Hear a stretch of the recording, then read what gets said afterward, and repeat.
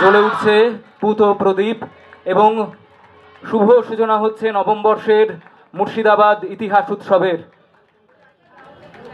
সকলে করতালি দেবেন। ইতিহাস বিভাগ, বর্ধমান বিশ্ববিদ্যালয়। আমি ডক্টর রাজর্ষি চক্রবর্তীকে মঞ্চে আসার জন্য এবং স্বাগত ভাষণ দানের জন্য অনুরোধ করছি। ইতিহাস কি?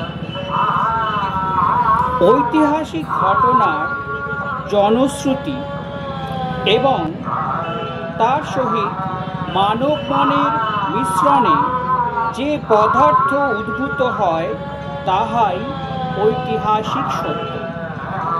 কে বলছেন এই কথা? আমরা দেখছি যে এই কথা বলছেন এই জেলার সঙ্গে যুক্ত সুধীর রঞ্জন দাস। সুধীর রঞ্জন দাস আমরা জানি যে তিনি এই মুর্শিদাবাদের যে সবচেয়ে পুরনো প্রত্নক্ষেত্র কর্ণসুবর্ণ তার খনন কার্যের সঙ্গে সংযুক্ত ছিলেন। তিনি বলছেন যে ঐতিহাসিক ঘটনা এবং তার সঙ্গে মানব মনের মিশ্রণের ফলে যে বিষয়টি তৈরি হচ্ছে তাহাই আসলে ইতিহাস বা তাহাই ঐতিহাসিক সত্য। আমাদের এই যে মুর্শিদাবাদ জেলা ইতিহাস এবং সংস্কৃতি চর্চা কেন্দ্র, এর যারা বলবো যে এই সংস্থাটির যিনি প্রাণ কর্ণধার অরিন্দম, আমার বন্ধু অরিন্দম রায়, আমি তাকে অনুরোধ করব যে নবম বর্ষের যে ইতিহাস উৎসব যা এবার তারই উদ্যোগে চার দেওয়াল ভেঙে খোলা মাঠের মাঝখানে চলে এসেছে, তাকে আমি অনুরোধ করব আজকের এই অনুষ্ঠান। ইতিহাসকে কেন্দ্র করে কোনো উৎসব এত বৃহত্তর আঙ্গিকে সারা ভারতবর্ষে কোথাও হয় কি না আমাদের জানা নেই। মুর্শিদাবাদ ইতিহাস উৎসব আজ থেকে 1.5 মাস আগের কথা। আমরা রবীন্দ্র সদনে বুক করেছিলাম, তো পরিসর বাড়তে বাড়তে এমন একটা জায়গায় গেল, তারপরে রবীন্দ্র সদনে একটা বুকিংয়ের ব্যাপার থাকলো। এই দুটো ঘটনার ফসল হিসাবে হঠাৎ আমাদের দোদুল্যমানতায় বললাম যে ইতিহাস উৎসব এবার কোথায় হবে। সেই সময় বলতে কোনো দ্বিধা নেই, মুর্শিদাবাদ জেলার 2জন আধিকারিক সাহেব খুব উৎসাহ দিতে মাঠে চলে এলেন, বইমেলার মাঠে। তারা উৎসাহ দিলেন। তার মধ্যে বসে আছেন আমাদের মুর্শিদাবাদ জেলার অতিরিক্ত জেলা শাসক দীনু নারায়ণ ঘোষ মহাশয়, এবং আরেকজন আধিকারিক সাহেব আসেননি, আমাদের জেডপি সাহেব মোহাম্মদ শামসুর রহমান। দুজনাই বোঝালেন, বললেন যদি আপনারা চ্যালেঞ্জটা নিয়ে মাঠে যেতে পারেন তাহলে ইতিহাস উৎসব কিন্তু আগামী দিনে আরও বড় সাবালক জায়গায় চলে যাবে, এবং বললেন যে আপনারা পারবেন, আপনি পারবেন, চেষ্টা করুন। তো পজিটিভভাবে তিনি যখন বললেন, আমরা চ্যালেঞ্জটা নিলাম, নিয়ে রবীন্দ্র সদন ছেড়ে আমরা ওয়াইএমের মাঠ বুক করলাম। মুর্শিদাবাদ ইতিহাস ও সংস্কৃতি শারদ সম্মান 2024 পাচ্ছেন ধনপতি বাবু লেন দুর্গোৎসব কমিটি, কাশিমবাজার। তুলে দিচ্ছেন ডক্টর রাজর্ষি চক্রবর্তী। তাদের মণ্ডপ ভাবনায় উঠে এসেছিল একখণ্ড পলাশির যুদ্ধ। মুর্শিদাবাদ ইতিহাস ও সংস্কৃতি বিদ্যায়তন সম্মান এবারে পাচ্ছে Mount Literary school, Baharampur. If we want to see, look back, what history gives us, what history shows us, if our ancestors were not there, we are nowhere. ইতিহাস বন্ধু সম্মান প্রাপক মাননীয় শ্রী অজয় কুমার ঘোষের হাতে সম্মান তুলে দিচ্ছেন মাননীয় এডিএম জেনারেল। এবং আমার মনে হয় যে এখন 70 পেরিয়ে গেছি, আমি আর গ্রামে গ্রামে ঘুরে কতদিন করতে পারবো জানি না। তবে আপনাদের এই যে উৎসাহ দিলেন, আপনারা স্বীকৃতি দিলেন, তার জন্য হয়তো আমি আরও কিছুদিন এই কাজ করতে পারবো।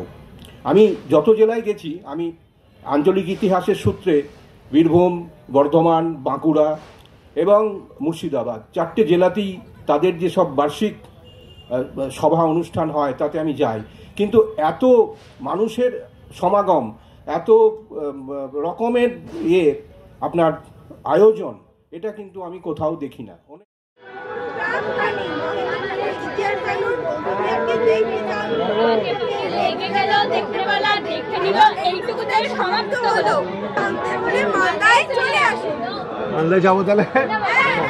My name is Subhadeep Guin and I am from Mount Literacy School.